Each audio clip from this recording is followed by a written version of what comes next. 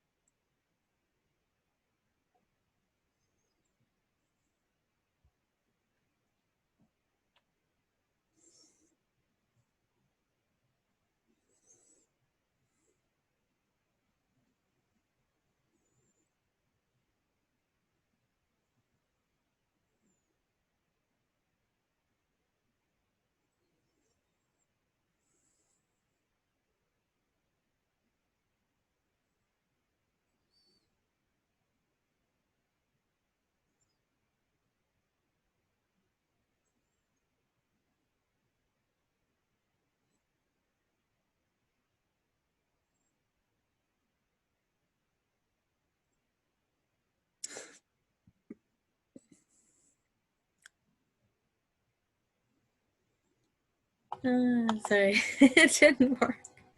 I was trying to do this thing like where you can choose a virtual background, and I wanted to find a picture of Ribu, but that's what happens when I try to do it. Oh yeah, I get it. I was going to get a cool picture and put it there, and I thought you'd enjoy it. I thought it'd be fun. But like, it's not working. The same thing happens to me when I try. I did it once or twice before, and it worked better than that. It did work. Yeah, like a bit better than that anyway. It's not working now. Anyway, just the normal me today. Sorry to keep you waiting. Well, the normal you is still quite good. Good. So, shall we read some of chapter 17? What's your pleasure? I know you have plans, so spit it in. What do you want to say? The verses that I was still dwelling on from last time, both from preparing to meet you and from listening to the recording, were the last few of chapter 16, actually. Mm-hmm. One of the reasons I think there was so much happiness over hearing them, Mm-hmm. hearing them read. Mm-hmm. Each one is like just the whole book in itself, you know. Yes. So 37. Can I? Yes, please do. There's not an atom apart from the self. All, always, is only the self. There's no Brahman apart from the self. There's no self apart from that Brahman. The self, indeed, is the undivided Supreme Brahman. The undivided Supreme Brahman alone is the self. I, indeed, am the Supreme Brahman, which is the self. Ever being of this bhava, be at peace.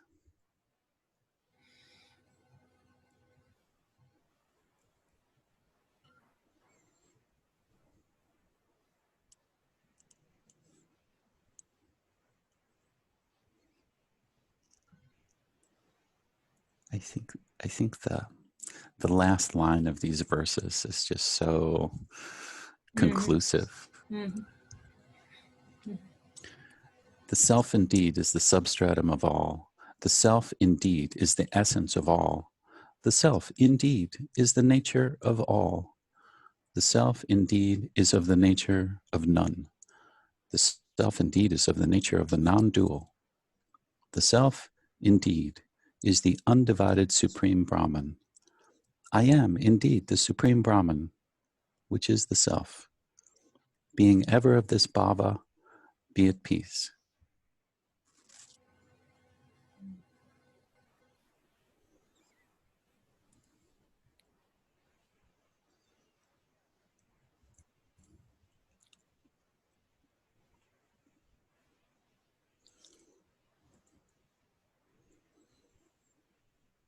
All is of the nature of the Supreme Brahman, which is existence alone. Indeed, I am the Supreme Brahman, which is existence alone. All is of the nature of the Supreme Brahman, which is just consciousness. Indeed, I am the Supreme Brahman, which is just consciousness. All is of the nature of the Supreme Brahman, which is pure. Indeed, I am the Supreme Brahman, which is pure. By such bhava of oneself, conquer the mind, and becoming that yourself, be at peace.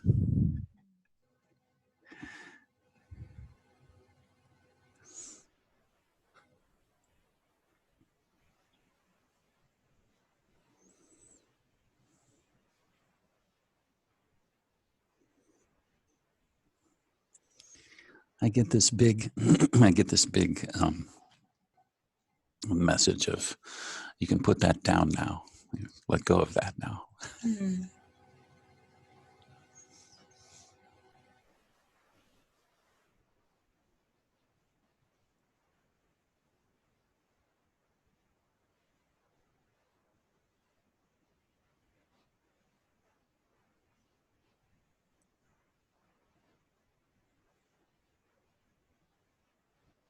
Like it really leads into the next chapter really well, because all the verses in this, well, like really the whole book, but like all the verses are like really pointing to just before everything, like the truth of who we are. Like peace of mind, just leave the mind to rest. Everything, even leave, in a way, even leave the conviction that you are that, you know. And then like the next chapter I saw, I just looked at it before coming, and it's not different than this chapter, but state of being the absolute by knowledge of the absolute. Like it's just like, yeah. Somehow I I don't know, I feel like it's like when I read it, it was like backwards. It's a state of being the absolute by knowledge of the absolute. But in a way, I feel it more like have knowledge of the absolute by being the absolute. and maybe it's like, it's not that one is right or one is wrong, but I feel like that's really the only way, to really have any knowledge, is to only by being. And that's what all the verses that you just read are pointing to that. And every verse, really every line, is just pointing to that all the time.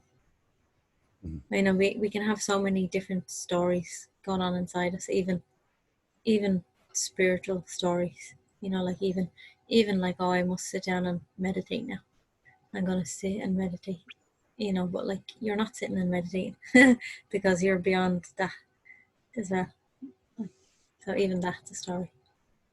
So it's like, just by this book, I feel like it takes everything away. Every possible story, it's just like takes it, washes it away all the time.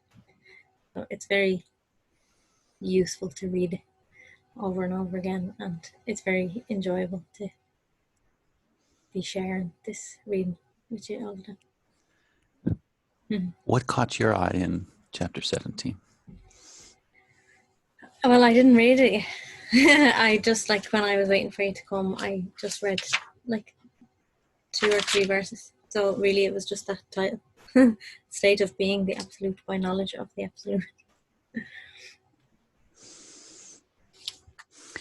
I love the, like I said, I imagine Ribu just being incredibly rapturously joyous all the time, although it may not have been so. Mm-hmm. But he brings so much drama into the introductions. Mm-hmm. It's an auspicious introduction every time.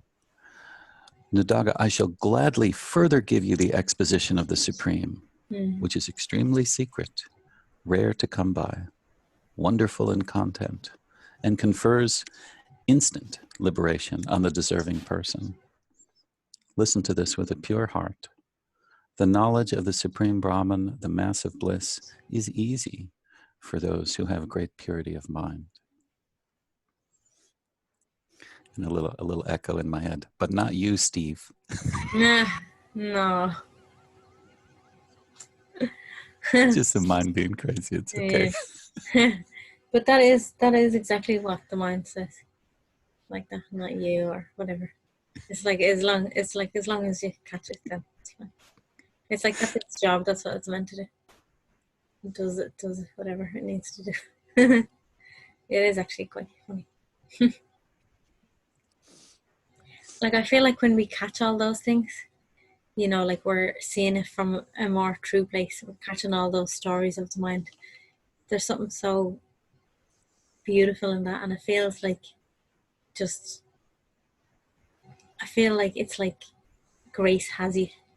Grace has you. It lives in you. It is you, and it's like, it's taking care of all of that. It's like, we don't need to be concerned with all of that mind nonsense or mind stories. And not, I don't even really want to call it nonsense. That feels like not so good either. But like, it's taking care of the whole of life, everything that has happened and everything that could possibly happen in the future. We don't need to be concerned with it at all, because grace is taking care of everything. Isn't that just perfect? Yeah, it really is. Mm. You didn't want to call it nonsense in a way, because that's sort of giving in. There's a judgment, right? And it's Yeah. sort of falling off the beam, so to speak. doesn't feel so good, like, in a way. Right. It's just like, it in a way, it's not even nonsense, because in a way, everything that appears is also grace as well. Or the self, or Brahman. It's just different words for the same thing. Like, so you can't call that nonsense, isn't it? But it can play like kind of nonsense, because it plays as if it's not the supreme truth. It plays as if it's something different. So that's why we can get into calling it nonsense, but definitely doesn't have the right energy or something. I don't want to call it right now. Maybe Yeah, and I would say lately for me the way what's appearing is, first a pattern of energy and then its expression somewhere out there. Mm. And I know it's a little vague, but it's sometimes obvious in a grumpy exchange with a person Mm. where oh, that's because there's already the kind of vibration over here that's just expressing Yeah. itself over there. Yeah. Yeah. And over there is actually here. Indeed. We just have to speak the obvious. That's what we do. Just talk the obvious all the time. Even it's like the most obvious thing that like the self is all there is, but that's what we just talk about. It's like we just talk about the most obvious thing. Why not? Well, but it's why these meetings are so precious Mm. because oh, Yeah. must be grace here. Yeah. Mm. So it's lady's choice for the next verse in chapter 17. You have to pick one. Yeah, I want to read this one. 3. The awareness of the Supreme will arise only to those who have, by the endeavor of their mind, constantly persisted in Brahman practice, and thus conquered the mind, never easily for others. This awareness will come easily and confer bliss, remove sorrow, be the most auspicious of the auspicious, and avoid all modifications like birth and such, and make oneself the supreme, the existence, consciousness, bliss. The mind is the foe wherefrom the fear of worldly existence can arise. For those who would be of the nature of the Supreme and be rid of this worldly existence. Therefore, it is only for those who can conquer their minds by the supreme conviction that the mind and such, which are the perceived, are ever Brahman, the perceiver, and that am I, and remain undeterred, that the illusory fear of worldly existence will disappear by the knowledge of the Supreme. For others, the fear of worldly existence will never be removed.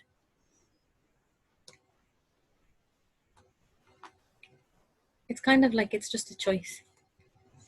Like you could read this and you could take a position. You could take a position of like, oh, that's me.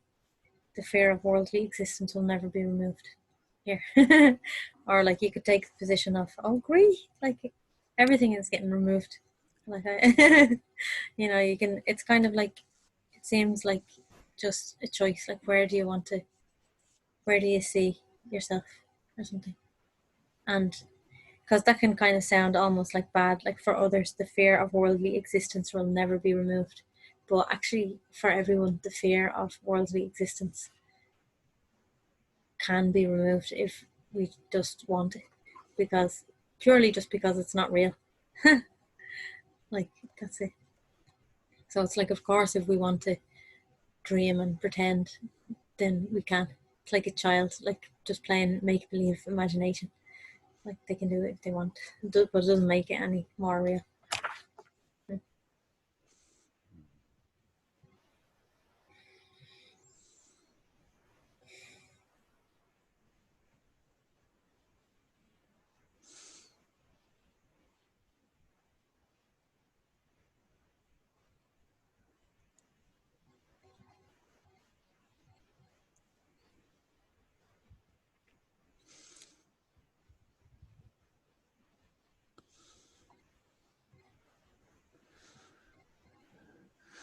So let me affirm what you just said with verse number 6 here.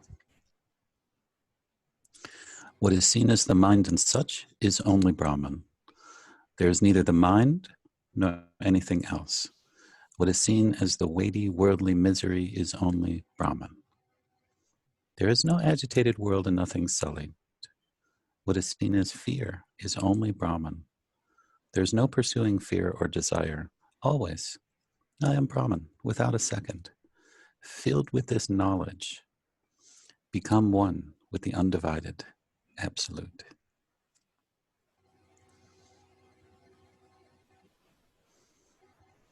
I'm just saying this for myself. Really, like nothing is happening.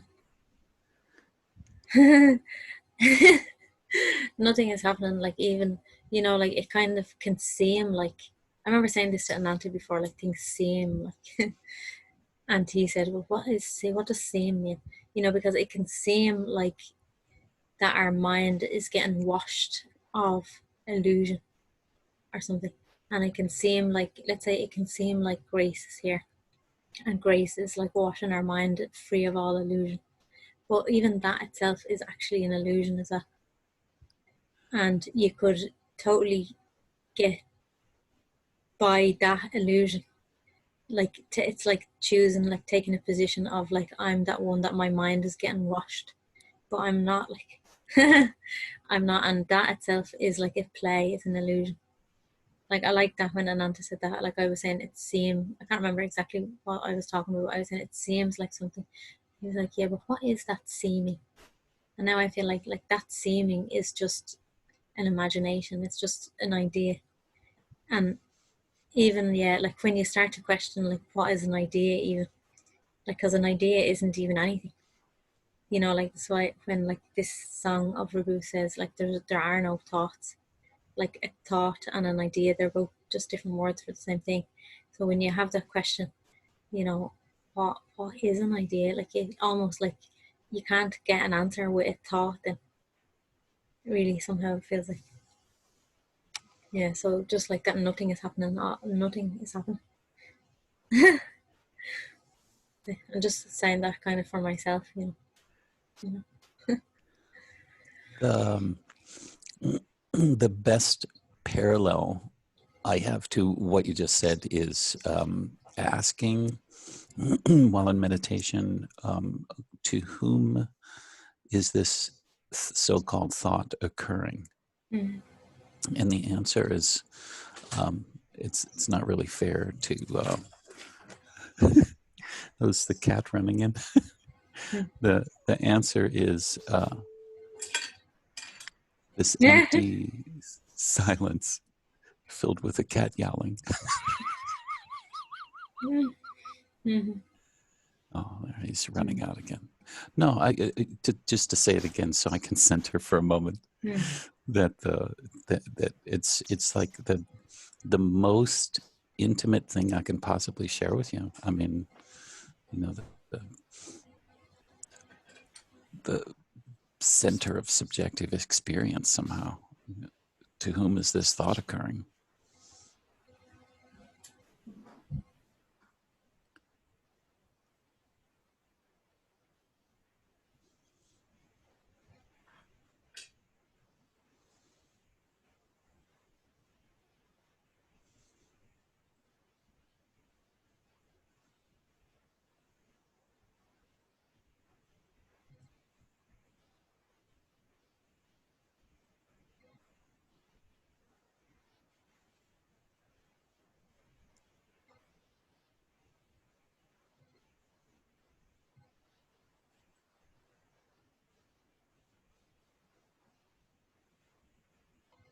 And that's the whole point of all these questions. It's just to bring us back to that which doesn't have words. You can't answer with words. Yeah. Like if you add a word, if you answer the question with a word, it's not the answer. And it's not so that you have an answer either. It's not really so that you have an answer. It's more like just so that you actually be yourself, as opposed to believing that we're something else. Mhm.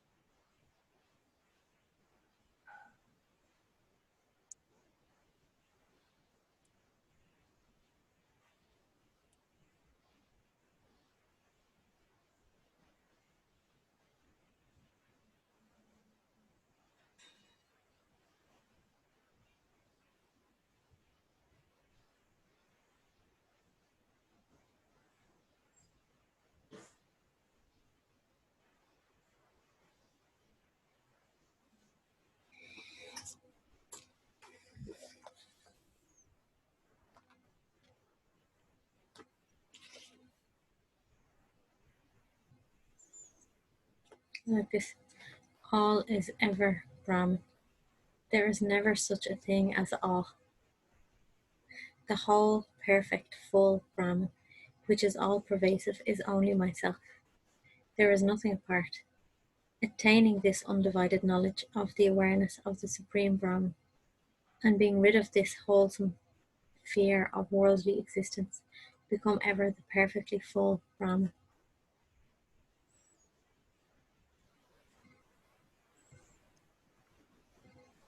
You know, like I think this kind of these kind of words, I think like most people don't really want them, because they're not really for her. Well, they are kind of, but they're not really for helping you in life or something. You know, like some spiritual teachings will help you get over this or get some, but this is like, it's completely just like has no, that's not the right words really, but kind of almost has no regard for life as we think it is. Like, no, it's not going to uphold any ideas or beliefs at all. It's not aiming for that. And I think most of us want to hold on to at least one idea or something. And this is just like taking everything away. But somehow, even though it's not for helping your life, I actually feel like these teachings do,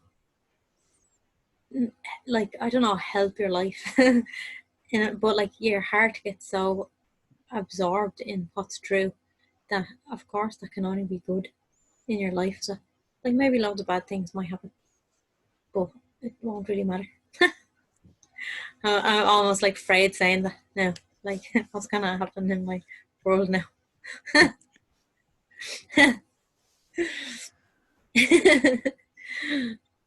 I'll like, tell if you. life will have that for me, then I accept.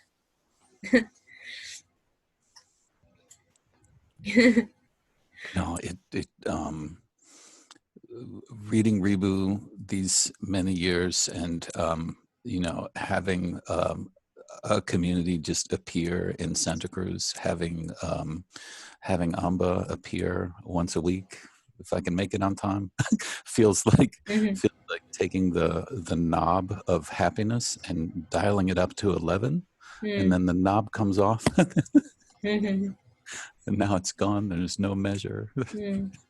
It's yeah, and to what you're saying about how maybe not so many folks, you know, are so interested. Mm-hmm. First of all, it's okay, but I Mm-hmm. find that to be also true. That Mm-hmm. you know, it's just kind of what it is.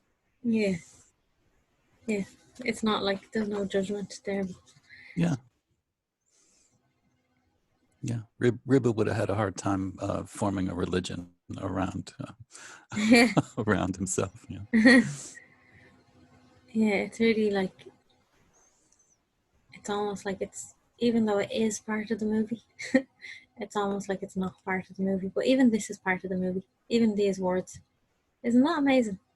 It's so like, that's why I feel like when I pick up this book and read these words, like I just get such a sense of like real magic. Like I like, that's kind of somehow the words that I use, like magic and mystical and mysterious, but real magic, like kind of like the way you experience life as a child. Like you really feel like it's magical, but you might get told about magical stories and all, and then you find out that they're not true, and then it's like, oh, but like actually the real magic is so much more magical than that, and we can't put our finger on it or understand it really, but you can get a sense of it somehow. And Oh, just like holding the book, just I feel like it has that feeling for me. It's like, it's so magical.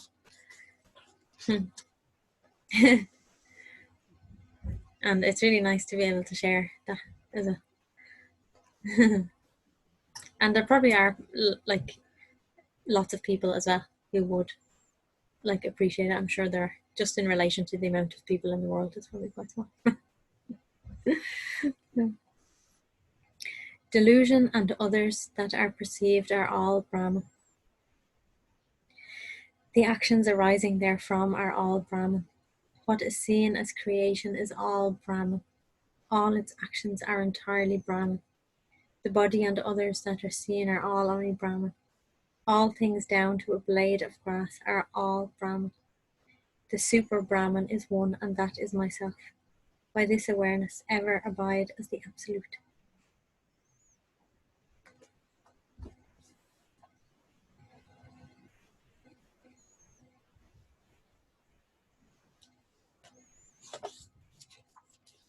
Could you read the one, two lines again? Your video and audio actually went away for part of that verse. It's Uh-huh. probably my internet connection, but Mm. could you say the body and others, those two lines, the body and others, and then the next line? The body and others that are seen are all only Brahman. All things down to a blade of grass are all Brahman. The supreme Brahman is one, and that is myself. By this awareness, ever abide as the absolute.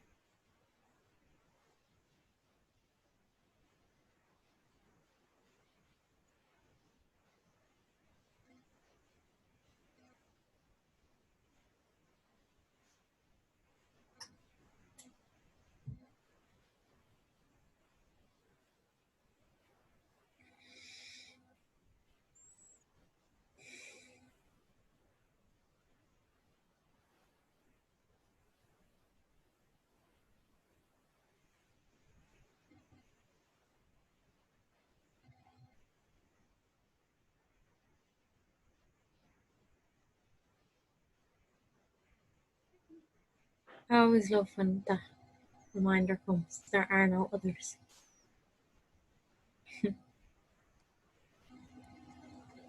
Every time it's joy.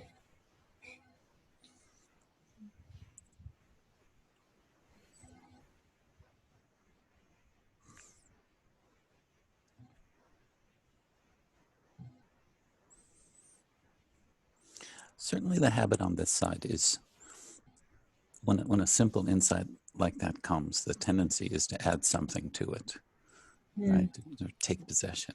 And Yeah.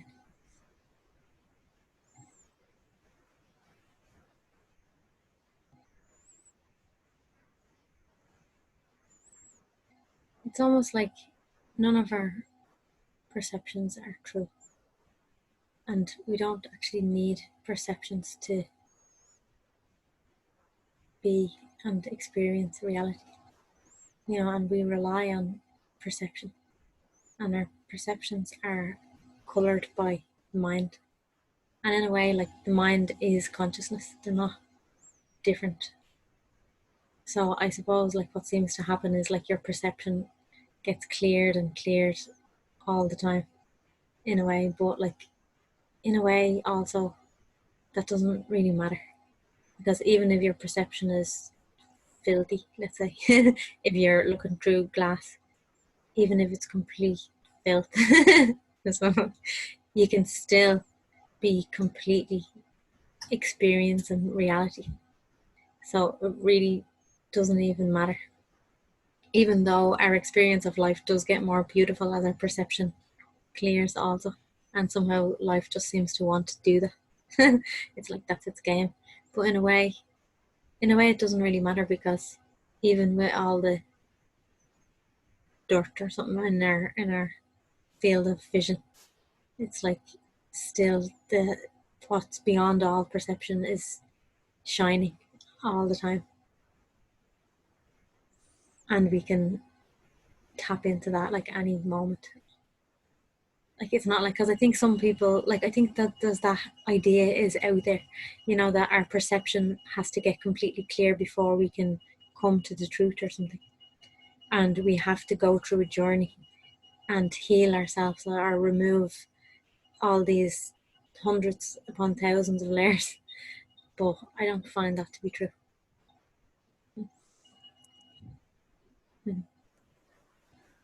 Thank you for the reminder. Mm. Because I mean, it's in the spiritual literature too, right? You've got to unwind your karma. You've got to clean the Yeah, dust from the mirror. You've got yeah, all to this. resolve all these unresolved things from many lifetimes. Mm. It's almost like that can be part of the trick. It's like everything, and it's not like that. There is truth in it as well, but like nobody can speak what's absolutely true. So it's like, and you can just kind of find the truth in anything as well. So it's not that it's completely not true or something as well, and like that would work as well. But I'm really glad it's not. It's not like that. You have to do that because it take too long.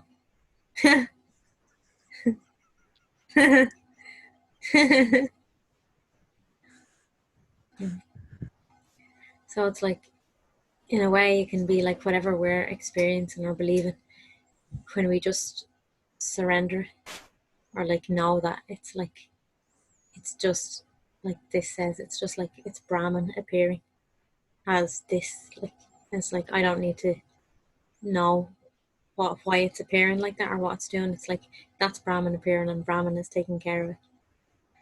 So it's like you can just completely rest in then in that way. It's not like I am different from those two things. It's like I can just dissolve into those two things then because I don't need to manage things. You don't need to manage things anymore if Grace is managing things. Well, as parents, we think of raising a child. Well, Mm. we're not really raising Yeah. each other. You know? But there's still room for everything, so like because it can seem like you can play different things, like you can almost like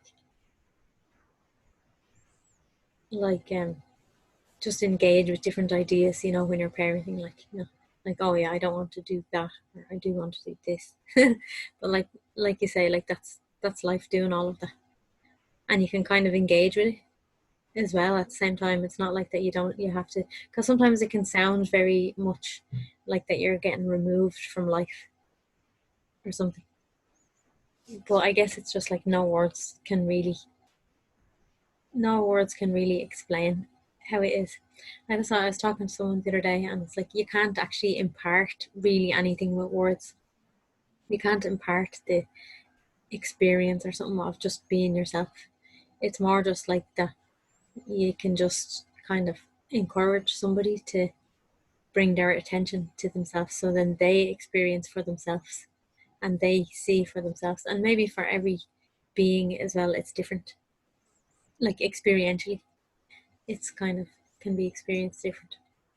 And of course, yeah, you can't really share with words, but you kind of doesn't matter. I think that's a reason why compassion, words like compassion and grace, and being kind to someone, like Yeah, the first step. yeah, mm, yeah, yeah. We can relate to that. Mhm.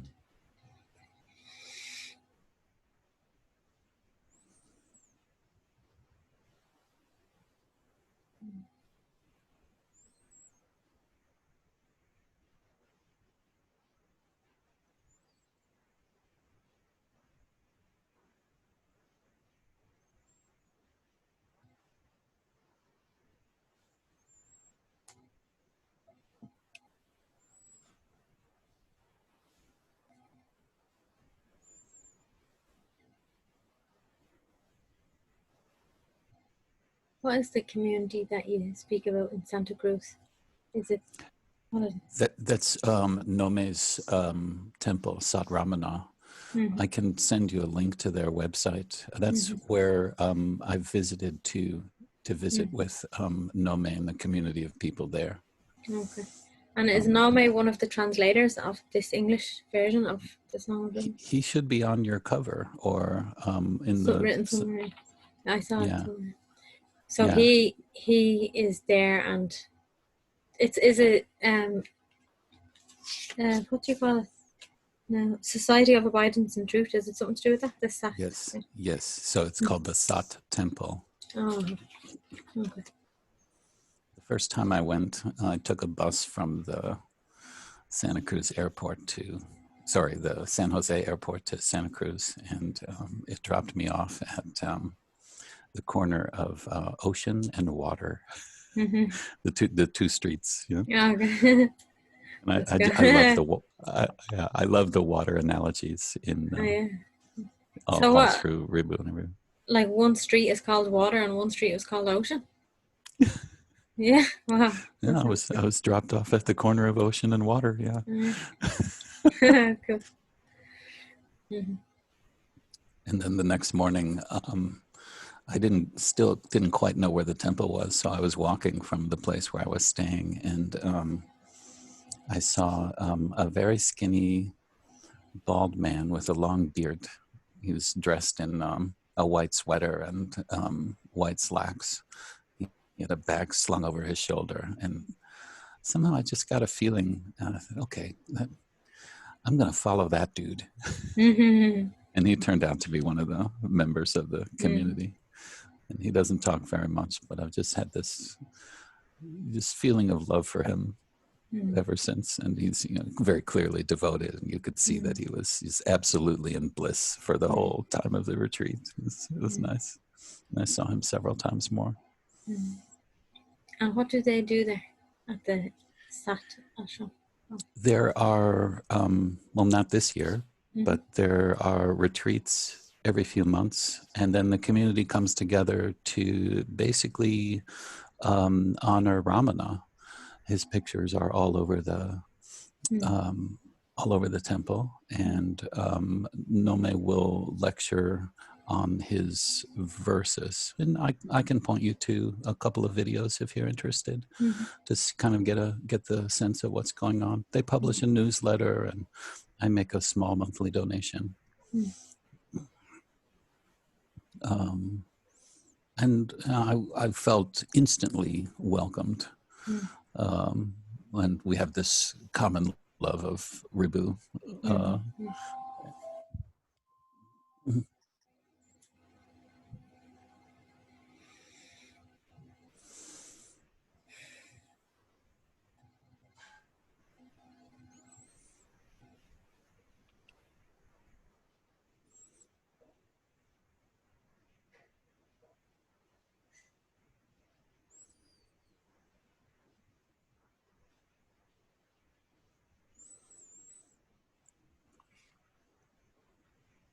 Would you like an invite to Hanuman Satsang? It's a week from tomorrow at 10 a.m.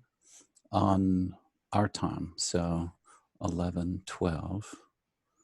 I think it's 7 or 8 o'clock your time on Sunday. On Sunday? Yeah, you could send it and see. I'm not sure. Yeah, sure. But yeah, maybe it'll be nice. Something is always nice. That the first half hour or so is sitting in silence, and you see all the faces on Zoom, and it's a beautiful space. I usually love to see everyone in that time. Like I just, even when I don't know them, I feel like I do know them. I feel like so much love for everyone in that time. Yeah. That's nice. Amba's smile is going to make the whole screen go white if she's there. Yeah, that would be nice. Thank you. Okay, sure. I'll put both of those things in the Facebook. But if you had an email address, it might make it easier to get the invitation across. Yeah, it's ambaloves@gmail.com. ambalove@gmail.com. ambaloves@gmail.com.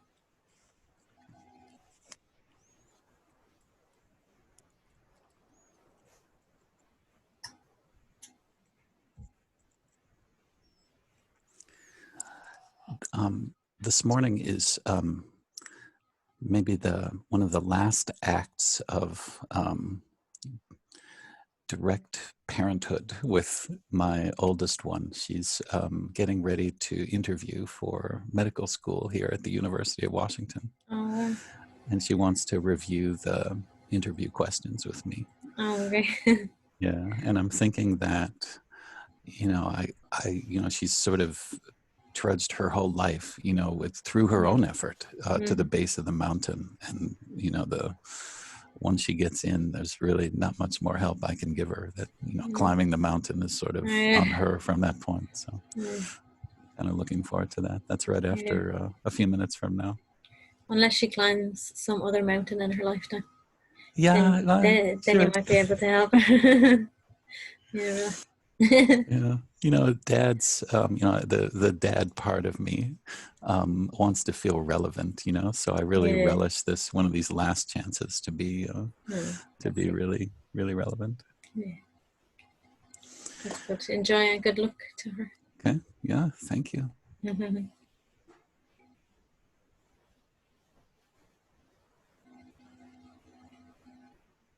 Thank you so much. Oh, I'm so grateful for this time. Yeah. Okay. So talk to you soon. Bye.